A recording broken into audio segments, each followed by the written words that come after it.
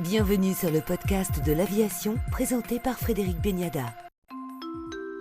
Avec nous aujourd'hui pour le podcast de l'aviation, Cédric Renard, directeur France d'Emirates. Bonjour Cédric Renard. Bonjour Frédéric. Emirates vient de fêter en ce mois de juillet 2022 ses 30 ans de présence en France.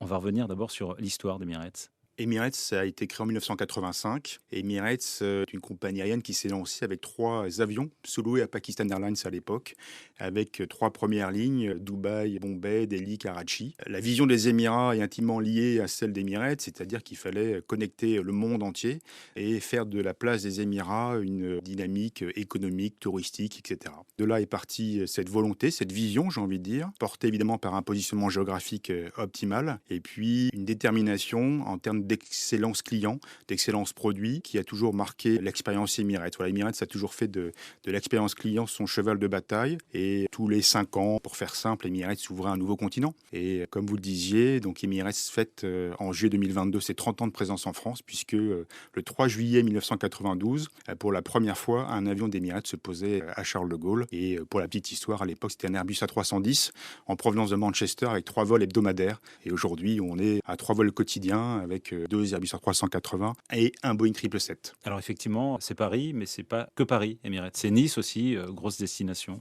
Paris est évidemment la première destination d'Emirates, mais 2 années plus tard, en 1994, nous ouvrions la destination de Nice. Et puis en 2012, c'était la dernière destination française, c'est Lyon.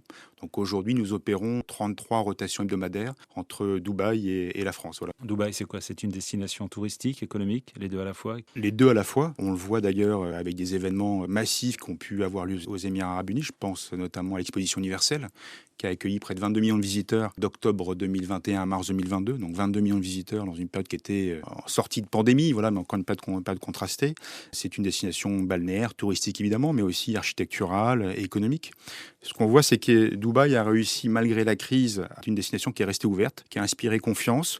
Beaucoup d'entreprises se sont installées sur place, ce qui fait qu'aujourd'hui, on a à la fois une destination qui est loisir et business. Vous avez traversé donc 2 crises, la crise sanitaire, et est-ce que la crise ukrainienne, la guerre en Ukraine, est-ce qu'elle a un impact aujourd'hui sur la compagnie? Première des choses, évidemment, ce qui nous attriste, c'est évidemment la situation avec cette guerre, mais d'un point de vue purement opérationnel aujourd'hui, entre la France et les Émirats, nos couloirs aériens, les couloirs aériens que nous empruntons ne survolent pas l'Ukraine, donc nous opérons, je dirais, de façon classique entre la France et les Émirats.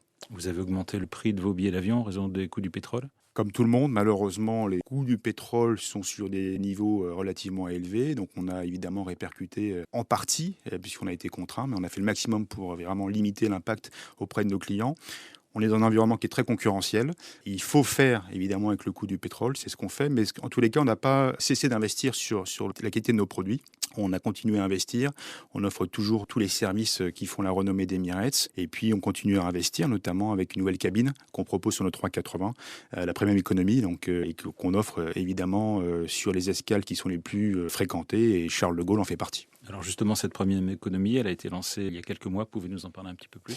Alors, elle est commercialisée depuis quelques mois, depuis juin. Voilà, elle a été, dans un premier temps, proposée gratuitement, sur du surclassement. Alors, tout à fait. Dans un premier temps, sachant que le nombre d'avions qu'on avait de disponibles avec cette nouvelle cabine était pas encore suffisant, ce qu'on a fait, c'est qu'on l'a proposé à nos clients les plus fréquents de façon gratuite et également en aéroport, de façon à avoir plus de confort en arrivant à l'aéroport. Maintenant, on est passé à une phase complémentaire, la phase de commercialisation.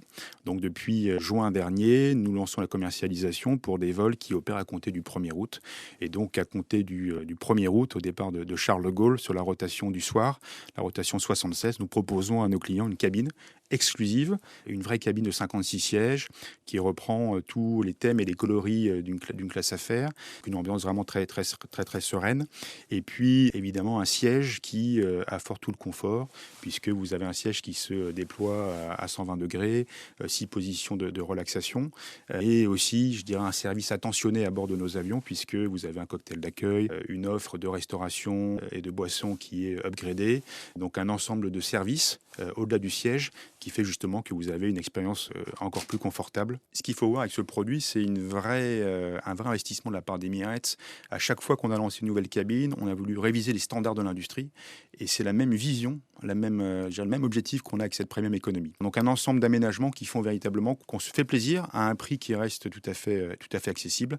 Donc on essaie de trouver le juste intermédiaire entre une cabine économique et une cabine business, puisque ce qu'on voit, c'est qu'il y a vraiment une clientèle qui a très envie de voyager mieux, de se faire plaisir, et la cabine économie premium répond parfaitement, je dirais, à cette nouvelle tendance du marché. Il n'y a pas un risque aussi de voir des passagers business passer en premium économie pour des questions d'économie, justement? C'est pas ce qu'on observe aujourd'hui, et même dans la configuration de nos 380, ce qu'on a fait, c'est que l'espace de l'économie premium a été pris sur la classe économique. Aujourd'hui, ce qui tire la croissance d'Emirates, c'est les premières classes, les business class et le cargo. Évidemment, je dirais la cabine économique est très bien remplie, mais ce qu'on observe, c'est qu'il y a une très très forte demande pour les classes avant, puisque on offre, je dirais, le maximum de confort, le maximum de sérénité, dans un environnement encore avec quelques inquiétudes. On offre, je dirais, le plus grand espace, et puis surtout la volonté de se faire plaisir. Très clairement, aujourd'hui, on n'observe aucunement un glissement de la business vers la premium économie, mais plutôt de la classe économique vers la premium économie. Vous avez, dans le passé, dans le présent, investi beaucoup d'argent dans le sponsoring sportif. Vous allez continuer et ça représente quoi aujourd'hui? Continuer à investir dans le sponsoring sportif, puisque c'est pour nous un vrai vecteur de communication. Et l'idée, c'est que notre marque, qui est internationale, qui est mondiale, soit la plus connue. Et aujourd'hui, Emirates, c'est la compagnie aérienne, la marque de compagnie aérienne la plus connue à travers le monde. Donc on continue à investir.